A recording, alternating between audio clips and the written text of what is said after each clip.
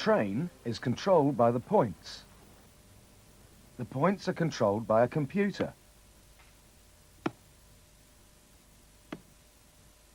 The computer is controlled by this young man.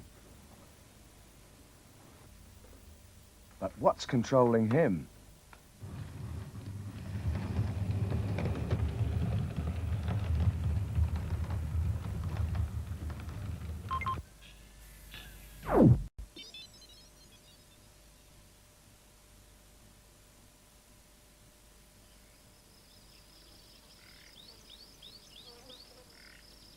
All living things respond to their environment.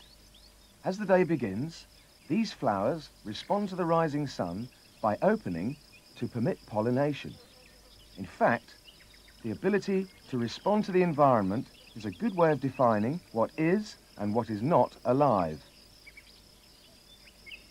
These begonias are very much alive. The flower pots, despite appearances, are not. The human beings in this street market seem to be reasonably alive. One of them is responding to the begonia.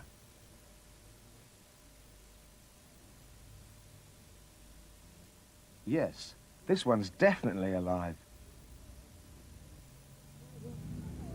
But only just.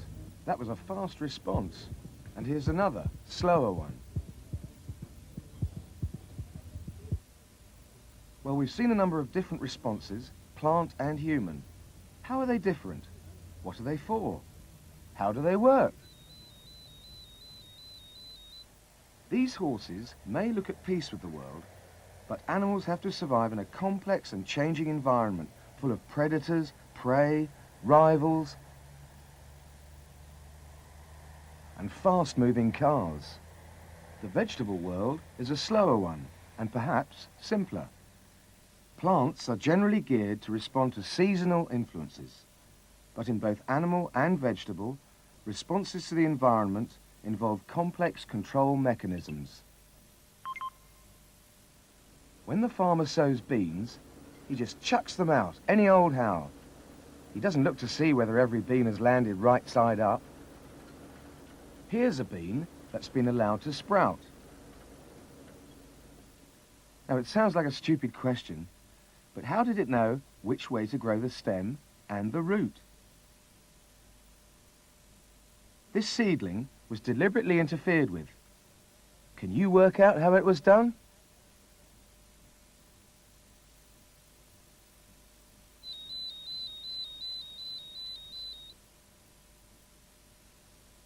If a plant is to thrive, it needs sunlight. Plants grow their shoots towards the light because of chemical messenger substances called hormones, which are released at the growing tips of the shoot.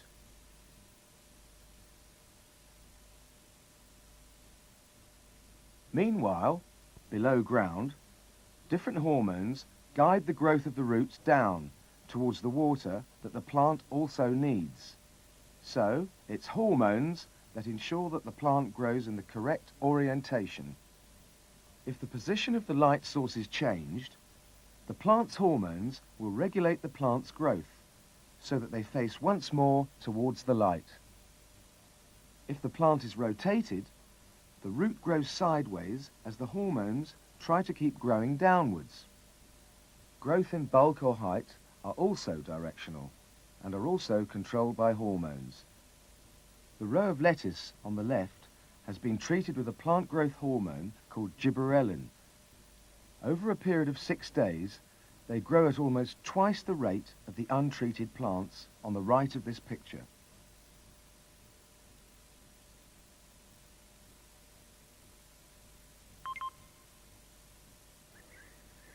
Plant hormones, such as gibberellin, are produced by plants in response to environmental factors, such as temperature change and daylight length. In commercial growing, these environmental factors which control growth can themselves be controlled. The aim here is to produce more lettuce for less. A saving of a few pence per lettuce could mean increased profits of many thousands of pounds. But this greenhouse is online.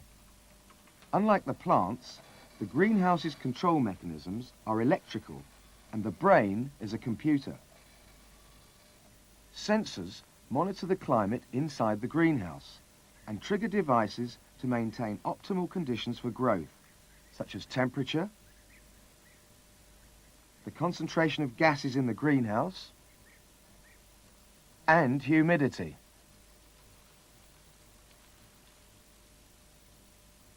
Now that's quite impressive, but that's only half the story, because this greenhouse is not only computerized, it's hydroponic as well, which means that the plants aren't grown in soil. Their roots grow in liquid. The computer monitors and controls the concentration of mineral salts in the solution, which is pumped into the greenhouse to bathe the roots of the rapidly growing lettuce. Which aspect of the plant's environment would you alter to increase their growth rates?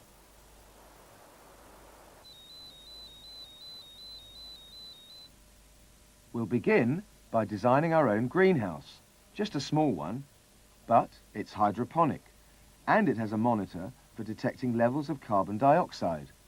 Watch the plants. What will happen if levels of carbon dioxide increase? At levels of 0.5%, the plants increase their growth. But if we increase carbon dioxide to 1%, the plants die, poisoned by the now toxic atmosphere.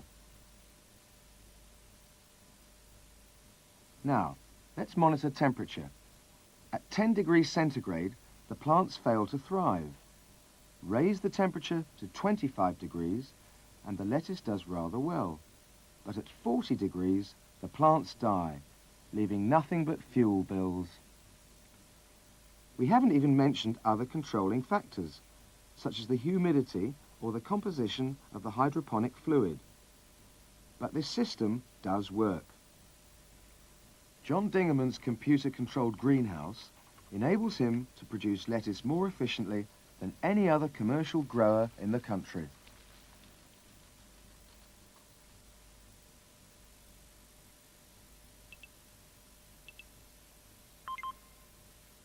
In animals, fast responses are controlled by the nervous system, which is fundamentally electrical. These are simple, involuntary reflexes.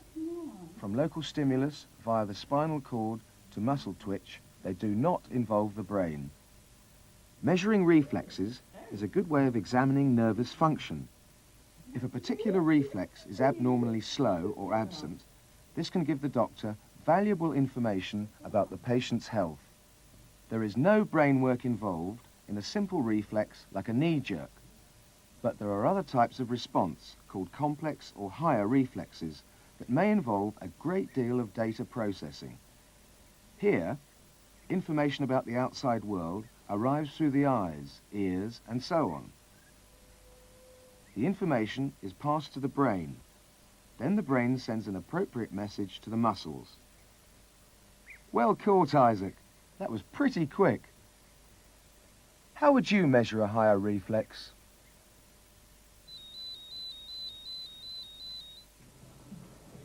This looks like it could be fun, but in some ways it's more than just a game. This guy may not even know it, but the player is testing his ability to evaluate a problem, decide on a course of action and respond appropriately, or inappropriately. The faster your response is, the higher on average the score. So you could estimate reflex speed by simply taking the total score, which is more or less how the medical profession does it. Their test apparatus isn't quite as spectacular as the pinball machine, but it does pretty much the same job. A word is flashed on screen. The test subject responds to the word change by pressing a button. The experimenter measures the time between the word changing and the button press, and that's the reaction time in the laboratory. But what about the real world? Our heroine first has to realize the danger she's in before taking avoiding action. It was a higher reflex action that saved her life. After the rapid electrical reflex response comes the slower hormonal response. Heart beating, sweating. It starts later and goes on for much longer. The adrenal glands pump a chemical messenger substance, adrenaline, into the blood. The heart rate speeds up so that it pumps more blood around the body. The airways become wider so that the lungs can take in more oxygen, and the brain is put on full alert. What would you say that this response was designed to do?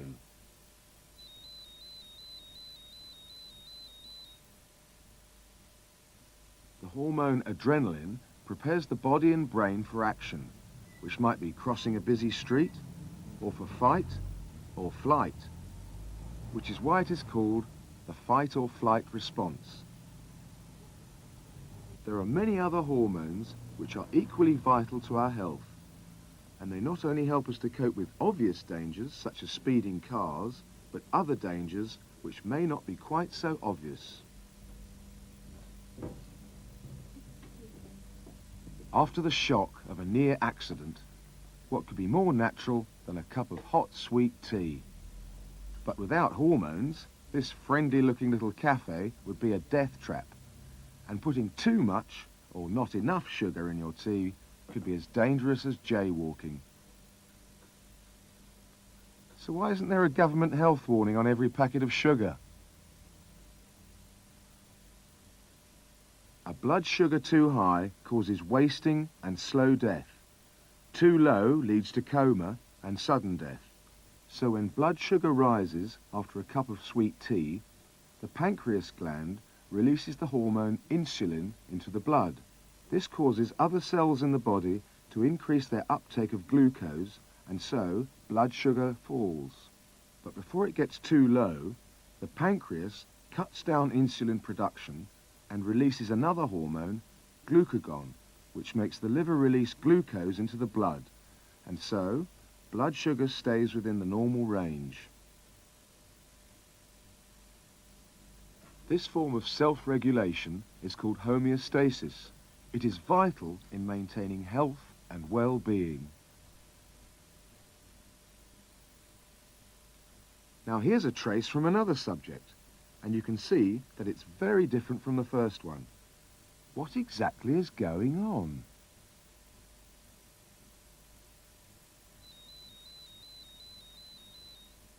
Hormonal control systems, like any control systems, can fail. In diabetes, the pancreas cannot make enough insulin. When a diabetic takes food, the glucose in their blood rises so high that it passes over into the urine and is lost. So the patient wastes away and eventually dies. The cure? Insulin injections to keep blood sugar down within the normal range.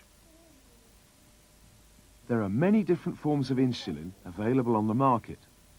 This patient used a rapidly acting form of the hormone before eating a meal which would otherwise have sent her blood sugar up to dangerously high levels.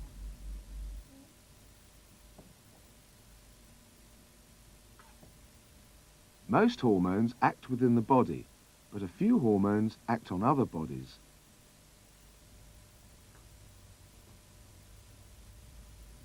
This hormone preparation, for example, has a reputation for increasing sexual arousal in females. But what kind of a pig would use them? These ones do. In some countries, hormones are widely used to control breeding. These rather special hormones, which act outside the body, are called pheromones. By spraying these pheromones into the atmosphere around the sows, the farmer can regulate their sexual receptivity. In this way, he can ensure that they will be ready for mating and will all become pregnant. This is a prize boar, whose semen is going to be used in an artificial insemination program.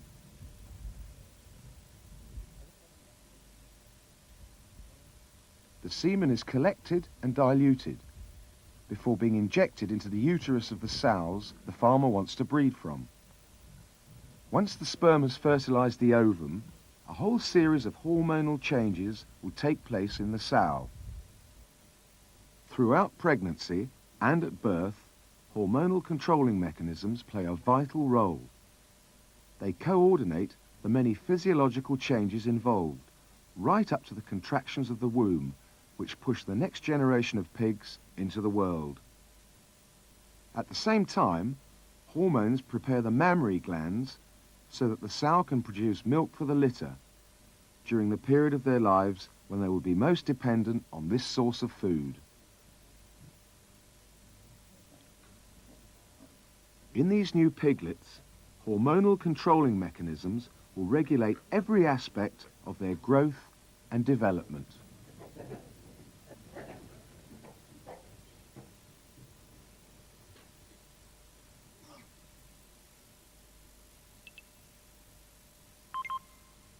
This is a female codling moth.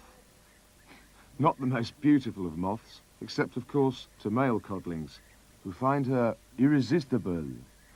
The secret's in her perfume, which she secretes from a gland at the tail. These are the scent pencils.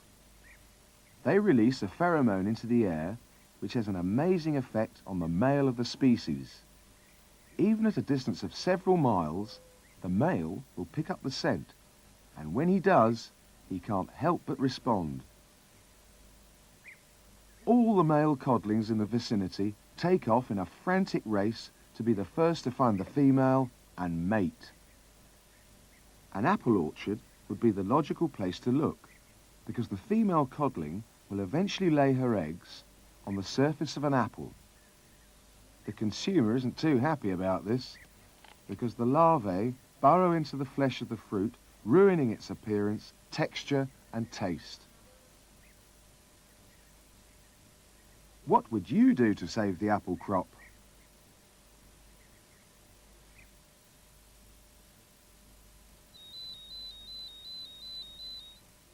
The farmer obviously wants to protect his apples from damage, and one way of doing this is to use the codling moth's amazing sensitivity to the pheromone against it.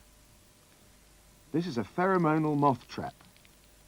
It begins with an extremely sticky landing strip, which the farmer slots into place inside this weather shield. When the structure is ready, he installs the landing beacon, a plug saturated with synthetic codling pheromone, which releases the scent into the air. Any male codlings downwind are doomed. They follow the scent trail to wherever it might lead. Love's first rapture doesn't last long. This particular codling is about to come to a very sticky end. Within a few hours, many other male codling moths will join in a mass grave, led to their doom by their sexual drive. And now the farmer knows there are codling moths in the area, he will spray the entire orchard with insecticide.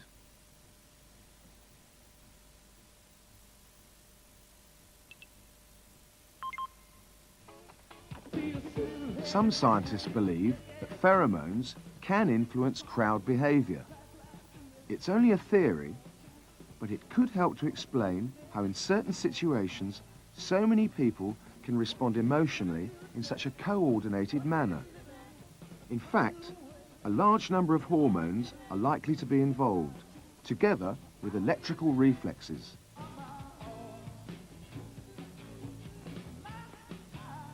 The combination of overactive hormonal and electrical controlling mechanisms can lead to a complete loss of self-control.